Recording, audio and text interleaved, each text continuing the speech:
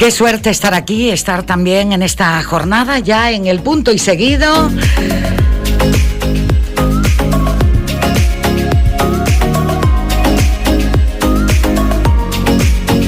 Para poder tener también esta gran ocasión de pintar nuestro propio cuadro desde el Rincón del Arte. Además, con la complicidad, por supuesto, de Rogelio Vidal, Rogelio García. Bienvenido, gracias podernos encontrar en este momento y en este dial. La frase de la semana que ya Clodo, Clodo, con tu sonrisa, ¿qué tal? Saludos. Filosóficamente. Un estoico aquí para servirte. Gracias. Esteban, ¿qué te voy a decir a ti de esta también? Tu casa, mira que estás en muchos medios de comunicación, pero este también anda muy ligado contigo en cualquier espacio de Radio Las Palmas, ¿eh? Mucho y además, y nosotros contigo. Y además me ponen la sonrisa de oreja a oreja cuando vengo aquí, y especialmente cuando te veo a ti. Ay, muy bueno, ya me pone colorada, a mí me pone ya colorada. Eso sí son caricias. Eso sí. Dirige técnicamente Hugo Enríquez. Está él aquí conmigo y me dice, vamos a la frase de la semana. La frase de la semana es: no interrumpas a una mujer que baila para darle un consejo. No hables de cosas abstractas a las gentes superficiales. Pitágoras. Pero lo que puede aportar también Esteban hoy, Esteban Santana, en este espacio, yo he hablado del medio de comunicación, pero tiene un currículum que si empieza a desgranarlo Rogelio, estaríamos en el programa solo para el currículum. Y otro día Rogelio para otro episodio. Tenemos el programa en 2 fases. En 2 o en 3, no se sabe. Qué bueno. Esteban es un hombre, es tan impresionante que es capaz de dirigir un grupo de jóvenes en lo deportivo, de dirigir una empresa de construcción, hasta algo tan importante como es respirar. Hasta aquí hago de adelanto porque creo que hay muchas cosas que descubrir de este autor que tiene su propia autoría y que está hoy con nosotros en este directo. Importante también decir que es un valedor del respeto al pensamiento. Uy, eso no se puede pasar por alto, y más cuando hablabas del punto filosófico, que no se pierda y que tenemos que rescatarlo. Un hombre también tan preocupado como tú con la cultura, con el arte y con la forma en la que te expresas a través de esos colores, Clodovaldo González.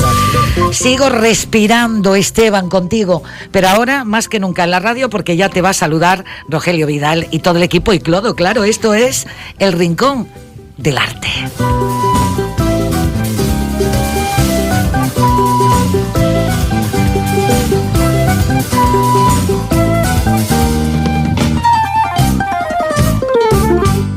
Estimados oyentes, hoy nos acompaña Esteban Rodríguez García. Rogelio, encantadísimo de estar contigo y vamos a desgranar todo ese gran currículo que tienes, y porque es parte de muchas vidas, de muchas cosas, de muchas situaciones que a lo largo de tu vida has realizado, y sobre todo terminando con ese respira. Sí. Pues nada, empieza a contarnos un poco tu vida, bueno, lo que quieras empezar. A mí me da un poco de vergüenza. No, ¿verdad que sí?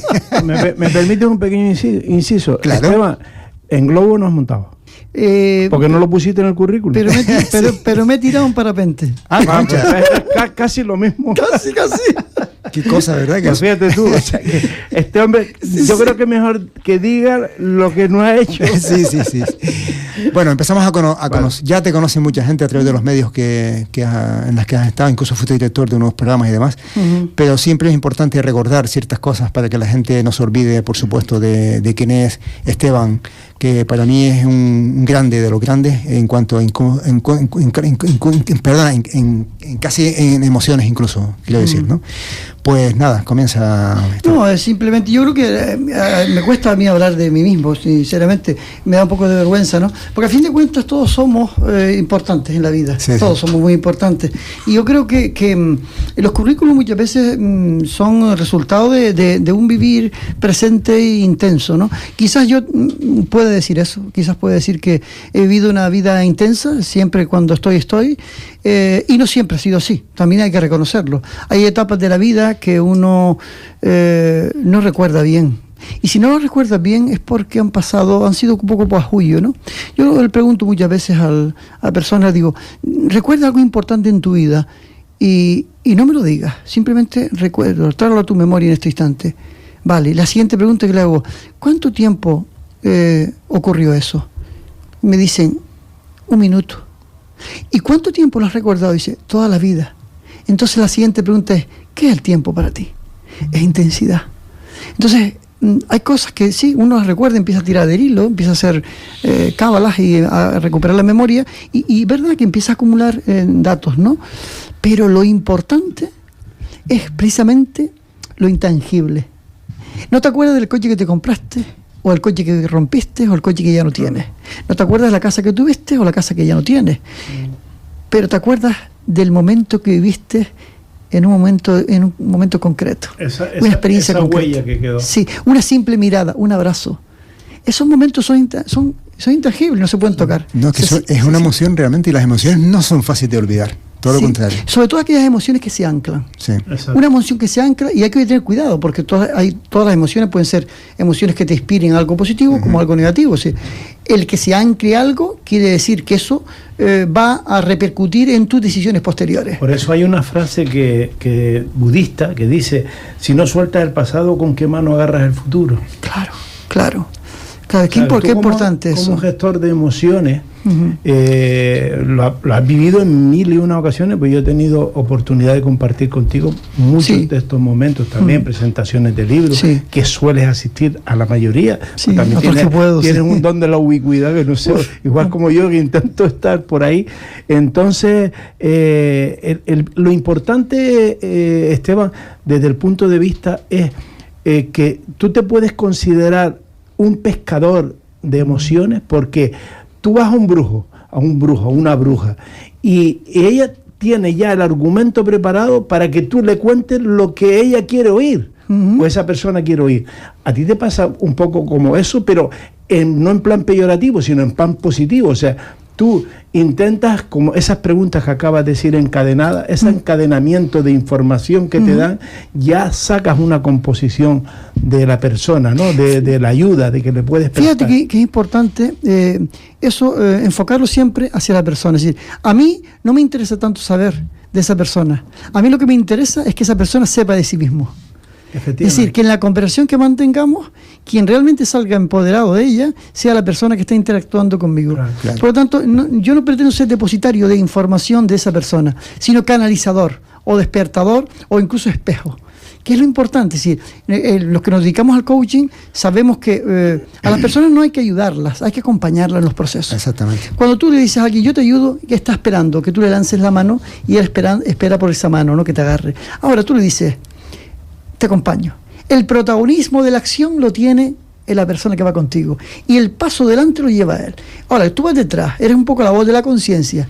¿El camino al que vas es el que habías pensado? Pues no sé. ¿Qué te hace falta para saberlo? Y entonces se vuelve a parar y reflexiona. ¿Te fijas cómo? Esa es la gran técnica de los psicólogos en los momentos, ¿no, Esteban? En los momentos de ayuda, cuando sube una catástrofe, alguien que se afecta, ¿no? Sí. Ese es el momento, más que estar ahí echando una mano, sino serenarlo, que se sienta acompañado, ¿no? Eso es fundamental. Por eso es importante el mindfulness. El mindfulness es una forma de vida. Realmente, no es una técnica concreta. Está la meditación, está el yoga, está muchísimas prácticas que se pueden desarrollar, pero debes incorporarlo como una forma de vida. Es decir, que cada vez que tengas que tomar una decisión, sea una decisión como respuesta a una necesidad concreta y no una reacción. Yo hablo mucho de eso últimamente porque vivimos, ustedes se habrán dado cuenta, una sociedad muy reactiva, muy complicada. Estos días mismos hemos visto un ejemplo muy paradigmático que ha sido el debate.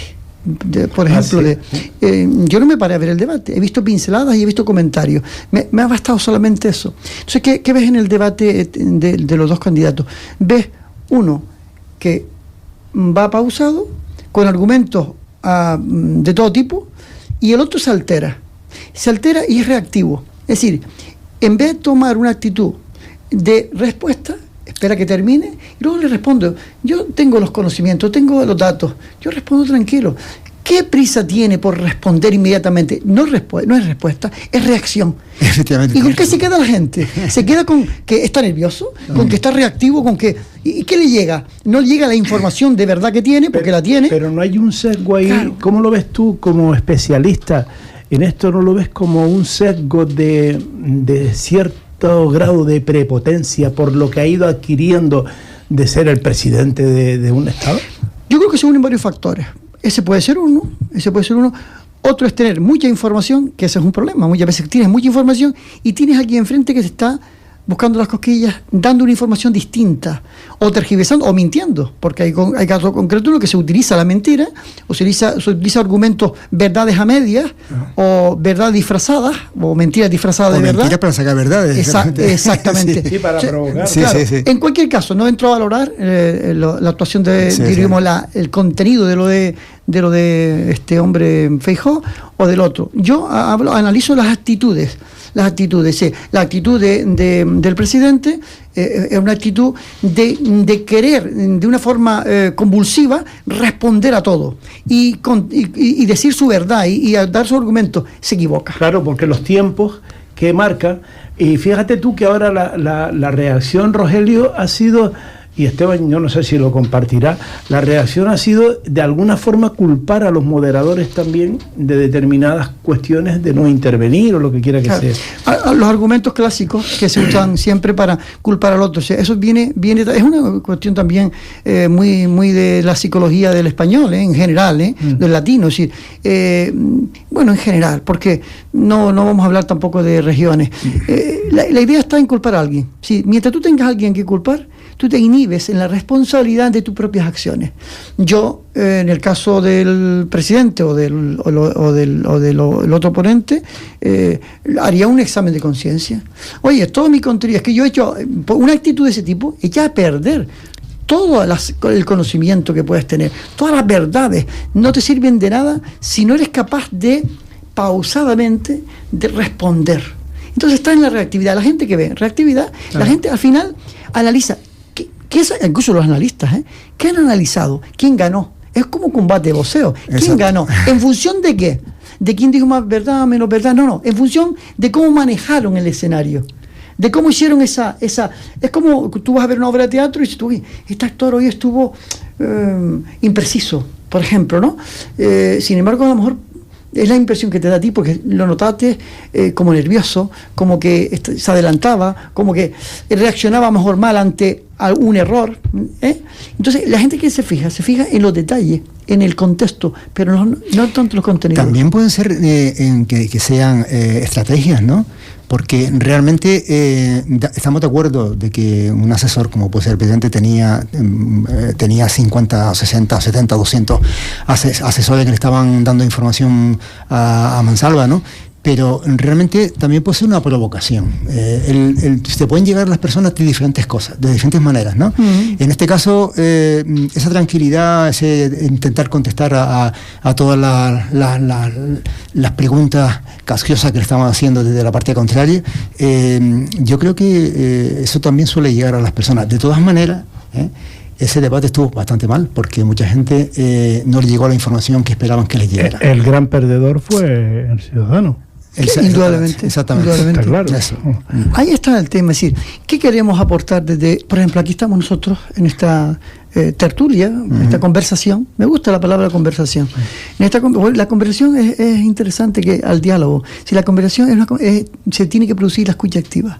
Claro. En la conversación tiene que haber asertividad en la comunicación. En el diálogo no, el diálogo tú me lanzas tu mensaje y yo te lanzo el mío, y si nos entendemos bien, si no, es un diálogo de este diálogo que se produce muchas veces en determinados estamentos y demás. Pero al final el ciudadano, desde los micros, desde un parlamento, es necesario cuidar el lenguaje, es necesario qué narrativa utilizamos, porque al final intoxicamos a la población, no aportamos. Y yo creo que desde un medio de comunicación como este, por ejemplo, siendo modestos, ¿no? Se puede aportar mucho a la gente, se puede ver sosiego, tranquilidad, información precisa, se puede orientar también, lógicamente, y se puede manipular también. Por supuesto. Sí, por supuesto. De eso hemos tenido muchos ejemplos, ¿eh? Sí. En este programa, muchos ejemplos, no que nosotros manipulemos a nadie, sino que nuestros invitados vienen con información que nos dan de las manipulaciones, ya no solamente a través de los medios de comunicación hablados, sino incluso visuales, en fotografía, en televisión. Además, la información nunca se da igual en diferentes periódicos, dependiendo un poco de las ideas que se tengan.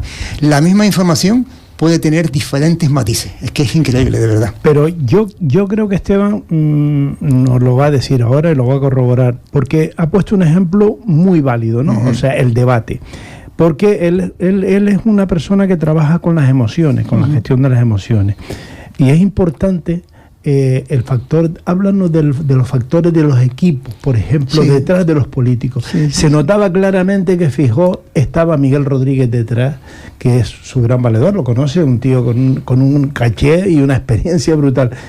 Y de Sánchez no sé, habla de los equipos. ¿Cómo sí, yo creo que el tema de los equipos es fundamental. Si en el equipo tienes que tener a gente con una capacidad técnica concreta y precisa para cada cosa, pero luego tienes que tener a personas con capacidad de transmitir, comunicar bien. Miguel Ángel, por ejemplo, es un gran estratega. Incluso te puedo decir, me permito decir que es incluso maquiavélico. Es capaz de crearte una historia que no existe, pero te la enfoca adecuadamente. Es muy ser asertivo no significa ser honesto. Ser asertivo significa comunicar adecuadamente, permitiendo al otro y bueno, su comunicación y demás. O apabullar también. Es decir, eso fue ser efectivo, no ser asertivo, sino ser muy efectivo en el mensaje que quiere largar. Y él maneja muy bien eso. Como decía alguna frase, ¿no? Dice, la honradez es de cintura para arriba y la honestidad es cintura para abajo. Sí. Pero sí que es importante los equipos. Sí, los equipos que conforman tanto en una empresa. Nosotros nos hemos encontrado con casos en los que en una empresa vienen... ¿Has trabajado con equipos? Sí, he trabajado con equipos. Y mira, te voy a dar un ejemplo. Por ejemplo, una empresa que llega, nos dicen el empresario, oye, esto no funciona, esta gente no sé qué voy a hacer, si los paro, si los mando al paro, no sé qué, bueno, una historia, ¿no? Entonces, claro, empieza a analizar un poco la empresa, empieza a ver qué ocurre, ¿no? Analiza los diferentes puestos de trabajo, hablas con el asesor fiscal, porque es un tema... yo colaboro con algunos asesores fiscales, entonces me llaman para ver qué pasa ahí, porque yo no analizo la parte económica, sino simplemente la parte humana. Exacto. Que hace posible. Yo me importa mucho hablar del ser que produce el hacer, ¿vale? Claro. Entonces me dice, oye, ¿qué pasa ahí? Empieza a analizar y empieza a ver cómo se mueven, ¿no? Y te das cuenta de que hay gente que está desaprovechada. Hay gente que está enfrentada. ¿De dónde vienen esos enfrentamientos? Son provocados muchas veces de forma inconsciente por la propia dirección de la empresa.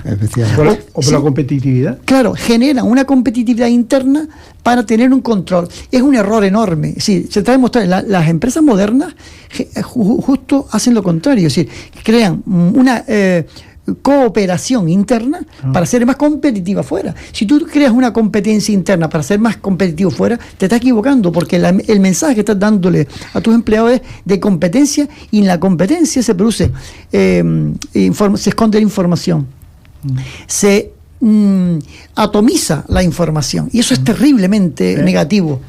Porque un departamento no se comunica bien con otro. Si tú no me facilitas a mí, yo no te tal. Empiezan los piques. No, se trata de cooperar. Surgen las trincheras. Claro, mira, por ejemplo, una empresa conocida que aquí tenemos enfrente, una marca, ha utilizado el tema de la cooperación interna y no de la competitividad. Cooperan internamente, son capaces de atender diferentes puestos los mismos trabajadores. No hay puestos estancos, tanto el cajero como el que limpia, como que coloca, están preparados. ¿Te fijas el detalle? Sí. Además, lo conozco de cerca porque uno de mis antiguos jefes, concretamente en Suiza, había, cuando el León ya falleció hace muchos años, ¿no? Pero iba a Suiza porque no se fiaba de los médicos españoles, y no había competencia en esa clínica, todo lo contrario, era una clínica que necesitabas tener 60 o 70 personas y con 20 lo hacían. ¿Por qué? Porque había esa colaboración y cada uno podía hacer 3 o 4 trabajos y no pasaba absolutamente nada. Es lo que me estás contando. Claro. Que lo mismo que hacer barrendero lo puede hacer la cajera, que lo puede hacer el reponedor, ¿sabes? Y eso es importante. Y se ayudan unos a otros. Y que se beneficia al final es la empresa. Claro, y mucho más competitiva ante sus oponentes. Ahí es donde entra la labor que puede hacer formativa el coach. Indudablemente. Indicarles que es un trabajo de objetivos, un objetivo común. Porque yo no, me imagino que tú lo compartirás.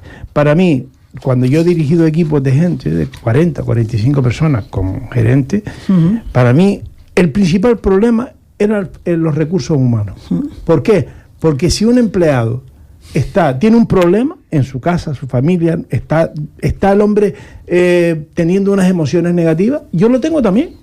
¿O no? Sí, sin duda alguna. ¿Cómo lo ves tú eso? No, es fundamental. O sea, conocer la vida que tienen cada uno de los empleados es muy importante. O sea, y al menos no sumar a ese, que cada uno libra su propia batalla, ¿verdad? Hay gente que te llega al trabajo y te llega ya avinagrado, te llega ya...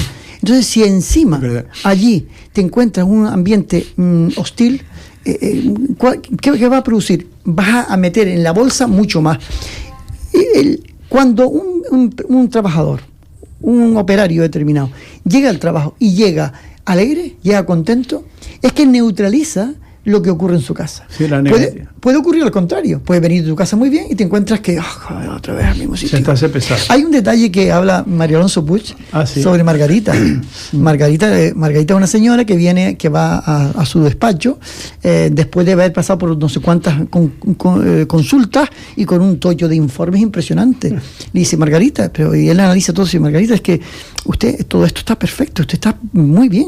Dice, sí, doctor, pero yo sigo estando muy mal del estómago. Yo tengo, me estoy tomando no sé qué, para tranquemiacil, no sé cuánto, pam.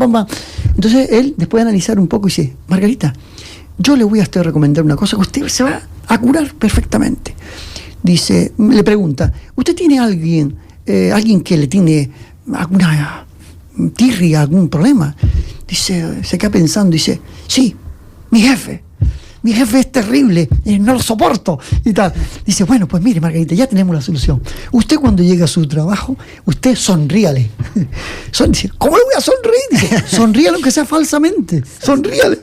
Nada, Margarita al cabo de 2 semanas aparece, toca en la puerta y él dice asustado, dice, esta mujer me vendrá aquí como... Dice, ¿cómo está Margarita? Dice, doctor, va a pasar por aquí toda mi oficina. ¿Y cómo va eso? Dice, mi jefe estupendamente. ¿Te das cuenta? En la sonrisa. Sí. En la sonrisa, además, fíjate, la sonrisa, aunque sea forzada, engaña al cerebro. El cerebro no entiende de otra cosa, sino que tú le muestras una sonrisa y el cerebro entiende que estás bien y reacciona. Esto es un tema químico, un tema que trabaja muy bien la Sala Castellano, la neurocientífica, lo trabaja y habla de la conexión que hay entre el cerebro, el estómago y el corazón, los 3 centros neuronales del cuerpo. Fíjate, ahora me viene... Además es verdad por la experiencia, cuando tienes un problema, lo primero que te duele es la barriga. El segundo cerebro. Sí. El segundo cerebro. Y fíjate lo que dicen, que manda más órdenes el cerebro, o sea, del intestino al cerebro, a la cabeza, que la cabeza al intestino. O sea, tiene más poder sobre que al revés. Fíjate cómo es esto. Se somatizan las cosas. Claro, y te envía señales de disgusto, te vienen dolores de cabeza, te vienen problemas de todo tipo. Ahora, hay una concentración ahí muy importante. Fíjate por lo te sienta mala comida. Lo que ha dicho Esteban, me viene una escena maravillosa. No sé, seguro que Esteban la ha visto porque es un hombre metido en este mundo de coaching y de las emociones. Hay un ciego sentado con un cartel puesto, pidiendo limosna. La gente pasa y muchas veces no lo miraba. Entonces pasa una chica, sigue caminando, no mira y entonces vuelve para atrás, le da vuelta al cartón del cartel y pone una leyenda. Y entonces a partir de ahí empieza la gente a ponerle moneda. Sencillamente lo único que cambió es que en vez de pedir una limosna porque soy ciego, le puso hace un día maravilloso y yo no lo puedo ver. Oh, impresionante. Total, una pasada. Fíjate, todavía es un tema que conozco que me pone los pelos de punta, porque es el mensaje. Por eso, los que estamos metidos en el ámbito de la psicología positiva, que es maravilloso, es un mundo, afortunadamente se reconoce ya como una de las tendencias del estudio de psicología, ¿no? Psicología positiva, cuando hablamos de psicología positiva la gente se piensa que es ir así con las manitas arriba, todo yayi, todo estupendo. No. O el Hare Krishna. Claro, eso es un ejemplo de psicología positiva. Es un mensaje con simplemente un giro, una perspectiva distinta, cómo cambia, ¿no? A la gente no quiere escuchar derrotismo. Nosotros el otro día, el domingo pasado, celebramos en un concierto en beneficio de la Asociación Provincial de Esclerosis Múltiple. Bueno, venían además ese día de celebrar en la Playa de las Canteras, mójate o báñate por la esclerosis múltiple. Bueno, llegaron todo el equipo y algunos de los técnicos de la asociación y algunos de los usuarios enfermos. Llegaron allí con un ánimo tremendo. La actitud, tú los escuchas hablar, personas que llevan enfermas 10 o 12 años, otras que hace 3 o 4 años, que suelen ser psicológicamente mucho más afectados, porque es el impacto de los primeros años, ¿no? De alguna manera tienes que transitar el luto, ¿no? De alguna forma. Pero tú lo escuchas hablando y dices tú, caramba, qué fortaleza, qué manera, y todo pasa por la aceptación. Aceptar una realidad aunque no te guste. Y a partir de ahí empiezas a crecer, a desarrollar. Por eso hablamos de las emociones del punto de vista de la positividad. Hay una botella medio llena o medio vacía. ¿Qué quieres ver tú? ¿A dónde quieres ir? Vale, reconoce, tienes una enfermedad, tienes una patología, pero tú no eres el enfermo. Mira, un ejemplo, una señora con 75 años con un diagnóstico concluyente, 15 días de vida, cáncer de hígado y páncreas. Al día 7, 8 me acompaño a uno de sus hijos, vamos a ver a tu madre, venga, vamos a ver a tu madre. Cuando se mueven, se van un poco y tal, me dice ella, Estevilla, ven para acá.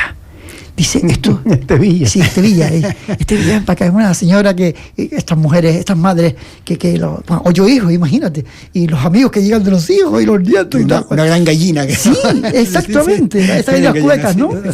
Pues me dice, Estevilla, ven para acá.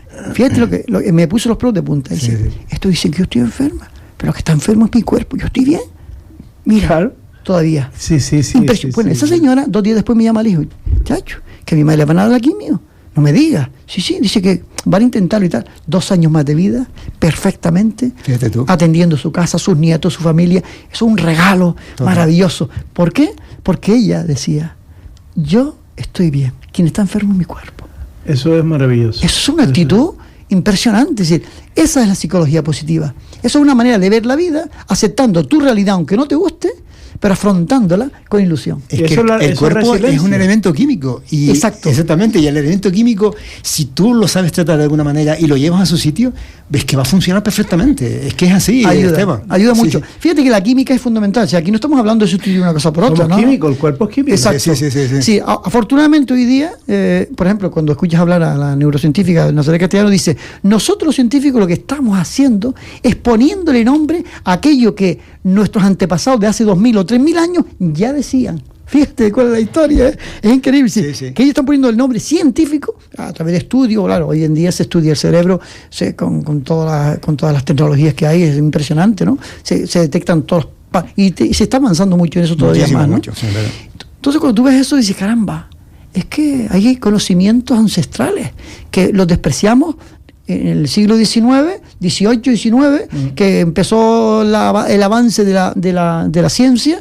De repente a todo lo místico, todo lo que era sospechoso de místico, de religioso, de tal, se aparta. Ciencia, prueba error. Y ahora resulta que hay un casamiento, claro. y lo da, por ejemplo, la física cuántica, claro. Que al final dice, bueno, ¿qué somos? Y al final vamos a la medicina, tendremos que volver a la medicina integrativa. Sí, yo creo que la medicina integrativa es ese híbrido entre la ciencia pura y la ciencia más, diríamos, vamos a por decirlo alguna vez, más mística, ¿no? Pero que es que están, cada cosa tiene su momento. Entonces, cuando hablamos de química, esa química que nos meten de fuera a través del estudio, gracias a Dios, de los avances científicos, hay que reconocerlo. Y de las maravillosas enzimas que tenemos. Claro, pero fíjate, una persona con cáncer, por ejemplo, yo tengo un caso de una persona con la que tengo una gran amistad, una profunda amistad, lleva 6 años en paliativos. Tiene tela en paliativos. Sí, pues mucha gente, no es cosa poca, mucha gente en esas circunstancias terminando la vida. Y esta señora se va al hospital y se pone a decirles a los que están como ella, no, tú déjate de tontería, venga, que tú tienes que aprender a limpiarte la bolsita y a limpiarte no sé qué. Y está en una actitud, mientras pueda, dice ella, mientras yo tenga un gramo de fuerza. También es importante, una cosa muy importante es la risa. Yo te puedo asegurar de que yo conozco sobre todo un caso donde el cáncer remitió. Realmente, no era un cáncer súper agresivo, pero remitió, sin tantas historias, sin tanta quimia, porque la terapia que hacía ese señor era una terapia de reírse. A él le gustaba mucho Groucho Marx, ¿no? Uh-huh. Y esas películas te parten de risa, a pesar de que no tienen ese argumento sonoro, ¿no? pero te parte de risa con ellos. Y ese señor se remitió, es increíble. Mucha gente dice que es un milagro no. Sí. Es que el cuerpo de por sí ya es un milagro. Bueno, somos un milagro. Nosotros somos el hecho divino de vivir es un milagro. Pero fíjate, eso que acabo de decir es estupendo. No hay que quitar una cosa para poner la otra, no. Pero una cosa coayuda a la otra. Pero hay un libro de Napoleón Hill, yo para mí es el primer coach de la historia, por decirlo de alguna manera, porque al principio del siglo XX en Estados Unidos fue un revulsivo. Él reunió a los más grandes empresarios de la época, los estudió uno a uno, ¿no? Entonces hay un caso muy paradigmático que en el que hablaba, dice, había un señor con un problema de estómago que se moría, pero él decía que no. Él dijo, yo creo que no, yo me encuentro bien, pero estaba bastante deteriorado y tal. Y se metió en ese círculo de decir, yo me encuentro bien, y notaba que cada día se encontraba mejor, milagrosamente, porque no se lo explicaban. ¿Cómo es posible que haya remitido? Lo que acabas de decir ahora conecta con eso. ¿Cómo es posible? Pero hay otro caso también de lo que es la fuerza de voluntad. Estaba sentado en una herrería. Estaba este hombre, Napoleón, y estaba con un gran empresario de estos que tenían grandes terrenos. Y entra una niña negra, imagínate, principio del siglo, niña negra, y le dice, señor, necesito $1, porque mi madre está enferma. Estados Unidos, lógicamente, él ni caso le hace. La niña, no se quedó quieta, sino da un paso adelante. Señor, le sube la voz, necesito $1 para llevar a mi madre al médico. Y entonces él hizo un gesto con la mano que se fuera. No, ella no se fue. Ella dio otro paso más adelante. Señor, necesito $1, que mi madre se está muriendo, necesito $1. El tipo se levanta con ganas de ir a darle un palo a la chiquilla, ¿no? Imagínate en esos casos. Se acerca a ella y ella se le pone de frente. Señor, necesito $1, mi madre se está muriendo. Y fue ese hombre blanco, el dueño de los terrenos, y se desploma el tipo, saca el dinero, mete la mano en el bolsillo y saca $1 y se lo da a la niña. Fíjate el poder de convicción. Cuando tú tienes, ahí está la emoción. Cuando tienes la firmeza, la convicción de que estás defendiendo algo que es fuerte, terminas derribando los muros más grandes. Fíjate qué importancia es tener una mentalidad positiva a pesar de la seguridad. Claro. Porque eso se llama seguridad. Te lo digo porque eso ocurre incluso en los trabajos. Sí. Te da la seguridad de terminar un trabajo a pesar de que muchos te dicen que es imposible. Cuando nadie lo puede hacer en 2 meses, tú lo has realizado en 10 días. Y eso te llena. ¿Por qué? Porque tienes firmeza y sabes realmente que lo vas a sacar.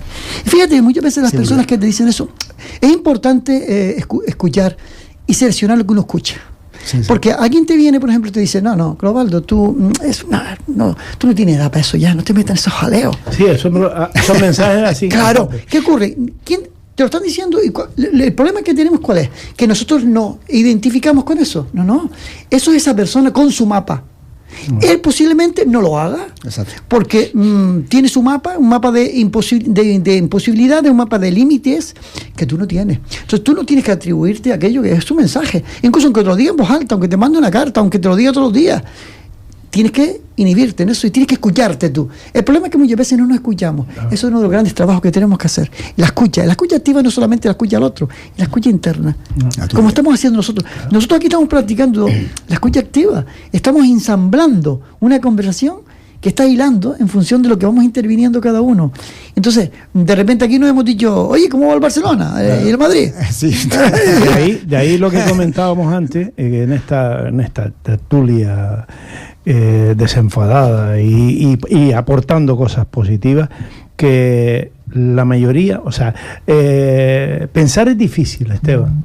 Por eso la mayoría de la gente lo que hace es juzgar. Y filósofas como Hannah Arendt, que defiende esa judía social, filósofa social, que dice que hay que pensar para comprender y comprender para actuar. Maravilloso. Yo ahora te hablo de alguien que me imagino que lo habrás leído, El hombre en busca de sentido, de Viktor Frankl. Impresionante. El fundador el descubridor de la logoterapia. Llegó a crear unas teorías y una ciencia sobre personas que él estuvo a 6 o 7 segundos de entrar a un crematorio en los campos de Auschwitz, en eso. Entonces, ¿cómo ves tú esas reacciones ante lo irremediable? Hay personas que dan ese vuelco que tú has hablado y dicen, no, esto ya lo acepto como lo definitivo. ¿Qué es lo que puede pasar? Es lo que dice, lo que tú has contado, sí. La anécdota, dice, yo no estoy enferma, lo que está enferma es mi cuerpo. Exacto. Entonces, exacto. Ese matiz. Sí, claro, porque ese matiz es fundamental, porque te colocas en un grado superior. Si estás en un grado en el que tú te ves. Y es importante, nosotros invitamos mucho, y yo lo suelo hacer mucho, invito a la gente a lo de la silla vacía. Sí. Estamos hablando los dos, y hay un momento ya en el que no hay más que hablar, porque hay un círculo ya está muy cerrado, y ahora digo, vamos a ver, ¿qué te parece si te levantas y te observas? Te observas, permítete observarte. Fíjate lo que digo, permítete observarte. Claro, observarte. Entonces observa y dice, ¿cómo te ves ahí? Eso que has dicho ahora, ¿cómo lo ves? Visto desde aquí. Hombre, sí, la verdad es que está bien, no sé qué. Y entonces cuando ya veo que también está agotado ese tema, digo, ahora vamos a hacer otra cosa. ¿Qué te parece si nos damos un paso atrás y observas al observador? Porque el observador también está siendo crítico, está juzgando. Porque una cosa es observar, escuchar, pero otra cosa es juzgar. Entonces el observador en primera instancia está observando, pero está juzgando. Entonces le digo, oye, vamos a dar un paso atrás, observa al observador.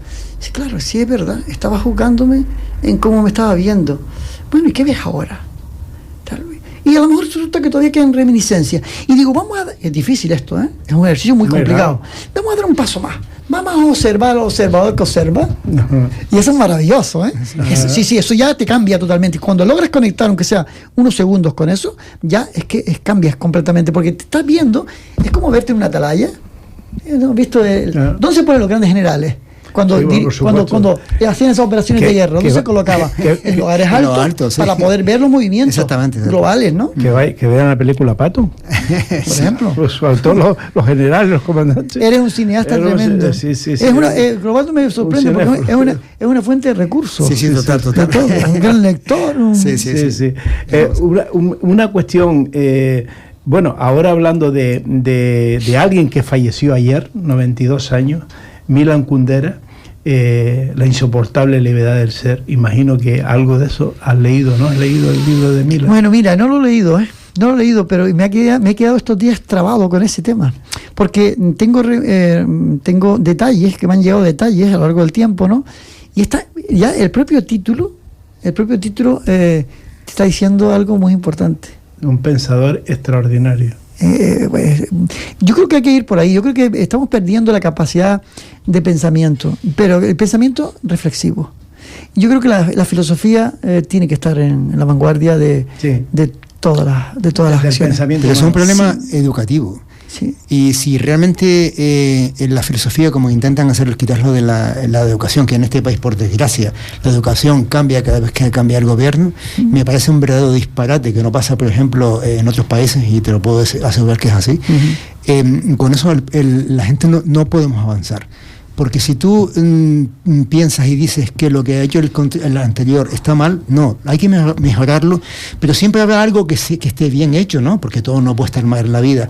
Y eso es lo que pasa en nuestro país. Y una de las cosas que no se puede quitar nunca jamás es que puedas pensar.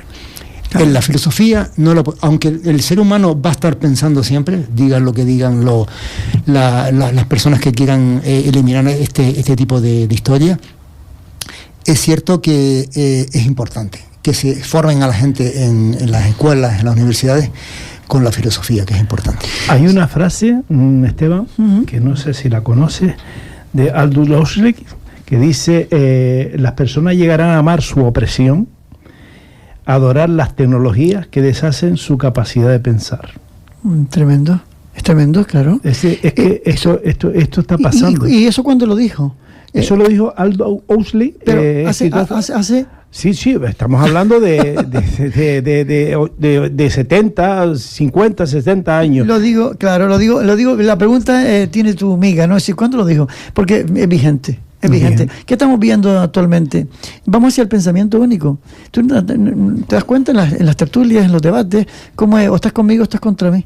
O sea, cualquier tipo de crítica, y yo soy muy incómodo para eso, sinceramente yo soy muy incómodo. Tanto cuando veo fútbol, por ejemplo, y se colocan, a mí me han invitado a ver partidos del Real Madrid y el Barcelona, por ejemplo, ¿no? Y yo canto el gol del Barcelona, después resulta que canto el gol del Madrid. Digo, es que lo que premio el buen juego. Exacto. Y premio la buena jugada. Sí, y en política me pasa lo mismo, o sea, ahí tienes una tendencia determinada, pero en función de un razonamiento, de una manera de ver la vida, no de un color político. Fíjate tú que eso viene a colación lo que te voy a decir, porque ¿sí? Es muy interesante. Es la pelea que existe entre nuestras dos islas.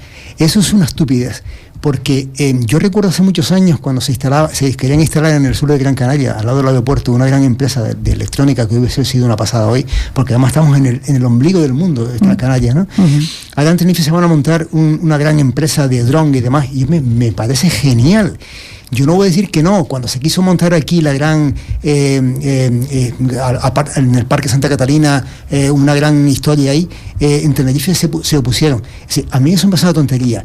Todas y cada una de nuestras islas tienen algo maravilloso. Y si aquí se monta, o como se monta allá, siempre habrá trabajo para todo el mundo. Y no solamente habrá trabajo, sino que vendrán gente de fuera y nos vamos enriqueciendo. Eso es lo que sucede muchas veces en estas situaciones. Claro, yo creo que son enfrentamientos que al final, siempre, en ese tipo de enfrentamientos muchas veces hay que tener siempre, diríamos que no hay que dejarlo solamente en algo banal.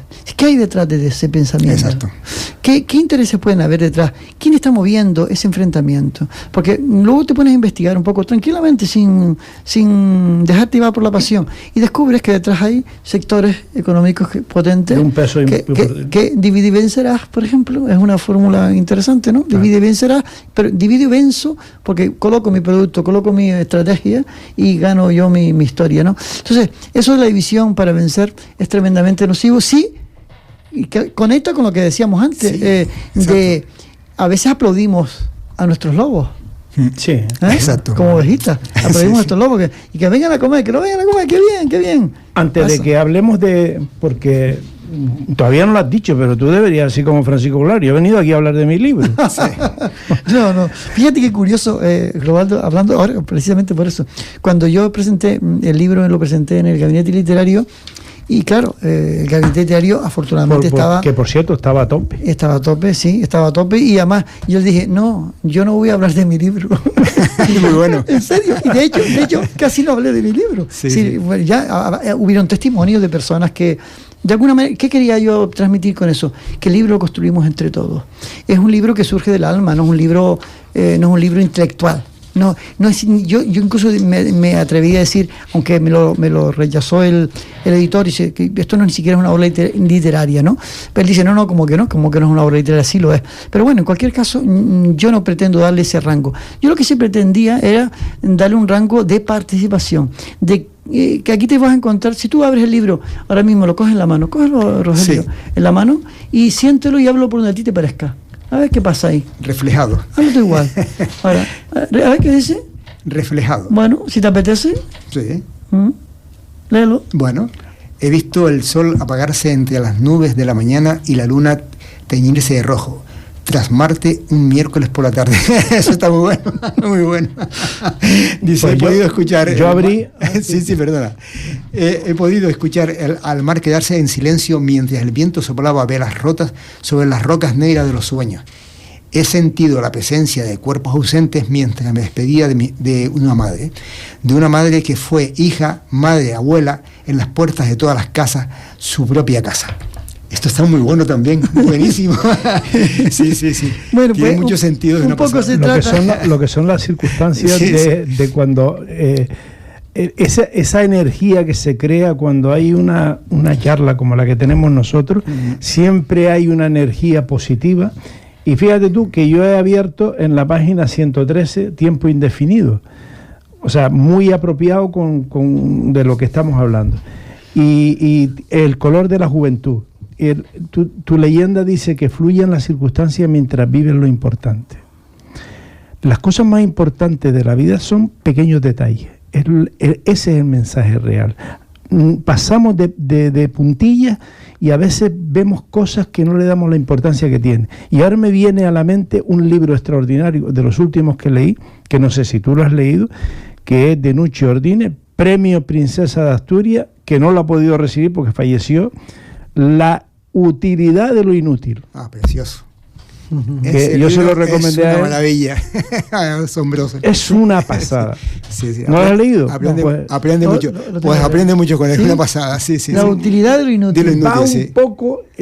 Tú coges la utilidad de lo inútil y ya supongo, habiendo leído La huella del tiempo, El zapato verde, todos estos relatos, estas experiencias vitales, escúchame con los ojos.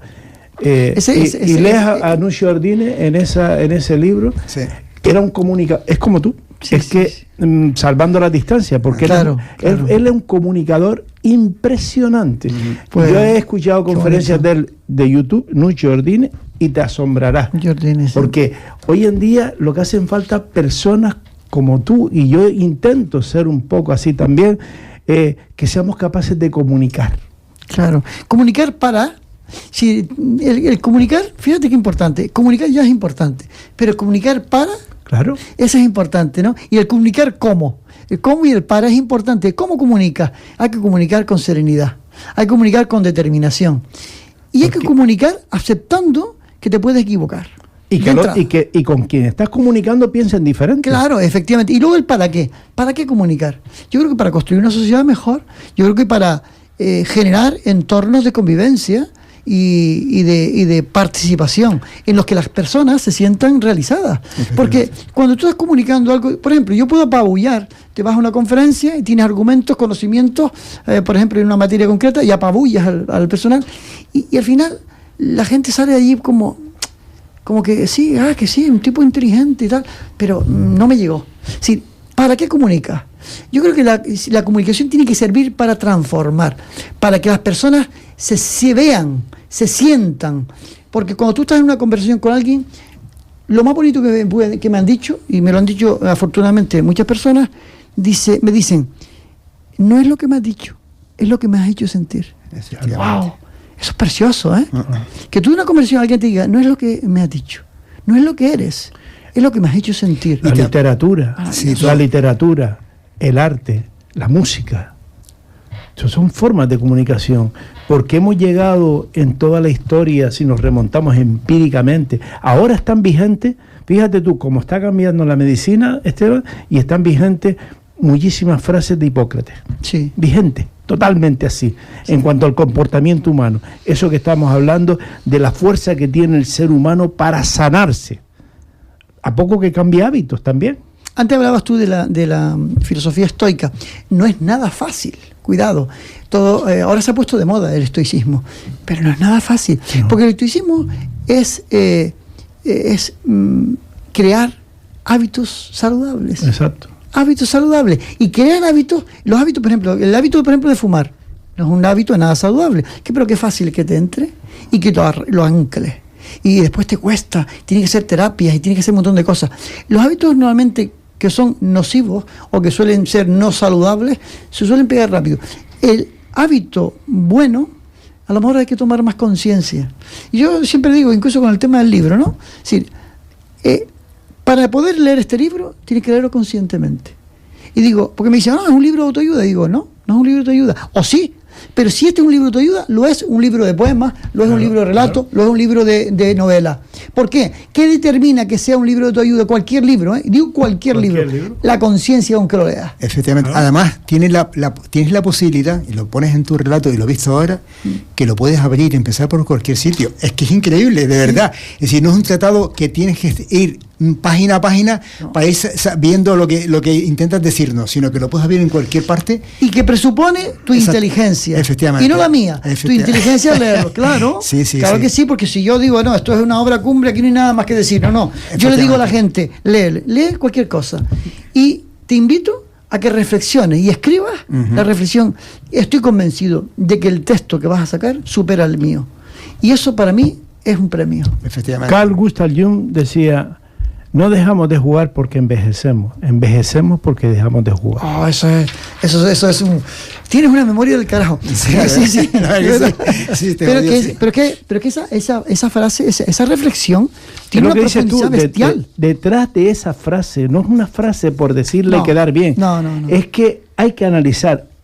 O sea, somos seres que tenemos la posibilidad de ser reflexivos. Claro, de mejorar. Exacto. En el encuentro, de una conversación hay que sacar algo productivo siempre. Hay un para qué. Yo soy muy partidario de hablar mucho de los para qué y no tanto de los por qué. El por qué te lleva siempre al pasado. El para qué te lleva adelante. El para qué, haces el gesto de caminar. El por qué. Coño, ¿por qué esto? ¿Por qué me pasa a mí? Fíjate, ¿por qué me pasa a mí? ¿Qué ocurre con el por qué me pasa a mí? ¿Qué estamos? Hablando desde la mente, pensantes desde el ego. Y ahí estamos perdidos. Nos quedan 5 minutos. Y para que diga dónde puede conseguir la gente su libro. Eso lo dice ahora. Sí. Pero hay una cosa importante que no hemos olvidado hasta ahora. Muy bien. Que es el tema de los niños. He visto que fuiste entrenador de fútbol de infantil y juvenil. Sí. Pero por eso te pregunto. ¿Qué viste en aquel momento? Porque yo me imagino que en esa época estabas ya también con todo este tema de coaching. Fíjate que no. Pero estabas aprendiendo alguna vez las relaciones, ¿no? Sí. ¿Qué viste en lo más importante para nosotros en la vida, que son los niños y los jóvenes?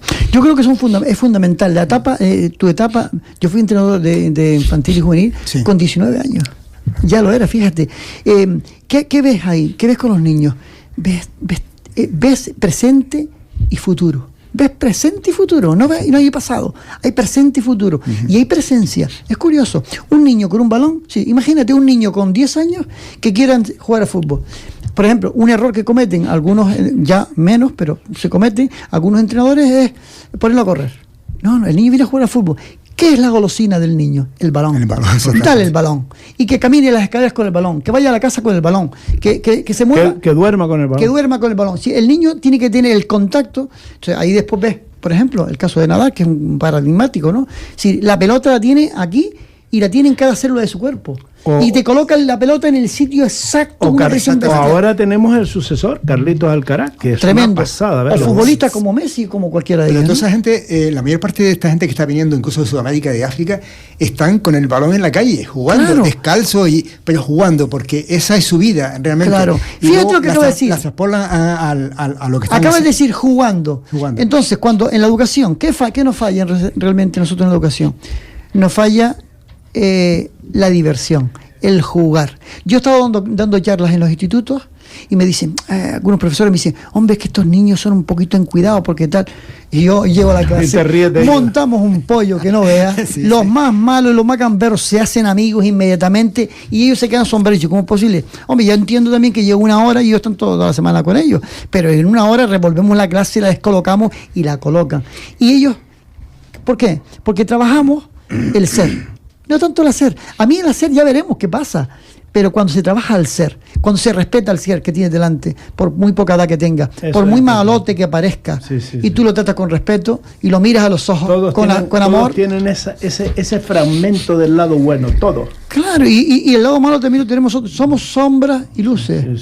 Todo ser humano. A mí quien me dice, yo soy una persona muy íntegra, yo soy natal, yo soy luz. No, hombre, no. Eso es tóxico, no me interesa. No. Creo que no me interesa totalmente, en absoluto. Somos luces y sombras. Es que no hay más que ponerse a caminar para ver que hay sombra. Efectivamente. ¿Qué hacemos con los proyectos de Esteban?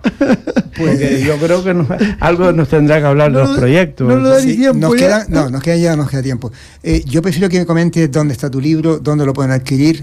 Sí, ahora mismo el libro se ha ido vendiendo en todas las presentaciones que hemos estado en muchos sitios, y se puede localizar en Canaris Ebook, que está en la calle Domingo J. Navarro. No recuerdo el número ahora mismo, pero bueno, ahí está se puede conseguir. Pues Esteban, por ahora. Esteban Rodríguez García, muchas gracias por haber venido con nosotros, por darnos esa lección que nos han repartido entre todos nosotros. No, yo creo que hemos aprendido todo de todo. Yo creo que sí. Me he sentido muy a gusto se nos queda corto. Hay un montón de cosas que se quedan en el tintero porque hay muchos proyectos aquí, sobre todo los vecinales, que era una cosa importante para nosotros también. Un día podemos dedicar un ratito a hablar de la ciudad, de cómo se estructura socialmente y demás. Pues nada, muchas gracias, que tengas éxito, que todos esos proyectos que tienes de futuro se cumplan. Muchas gracias. Y nos veremos, por supuesto, pronto. Un placer, gracias, amigo. Gracias.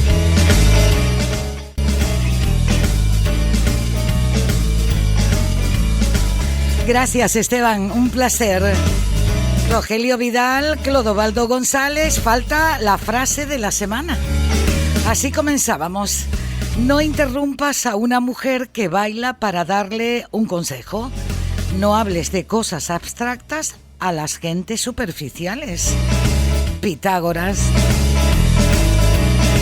Así despedimos este rincón del arte con estos buenos marcos y en este cuadro en el que dejamos a Esteban Santana, pero el collage ha quedado abierto para seguir ampliándolo y para seguir conociendo en qué otras tantas cosas ha trabajado Esteban Santana. Muchísimas gracias por poder compartir todo esto y vivirlo y sentirlo aquí en la radio, también con ustedes. Rincón del Arte, saludos de Hugo Enríquez, Rogelio Vidal, Clodovaldo, Esteban Santana y quien les habla, la chica de la radio, Dulce María Facundo. Como siempre, un placer y siempre tengo ganas de volver, no sé por qué. Bueno, todo me sabe poco, pero bueno, todo se andará. Gracias, chao, chao.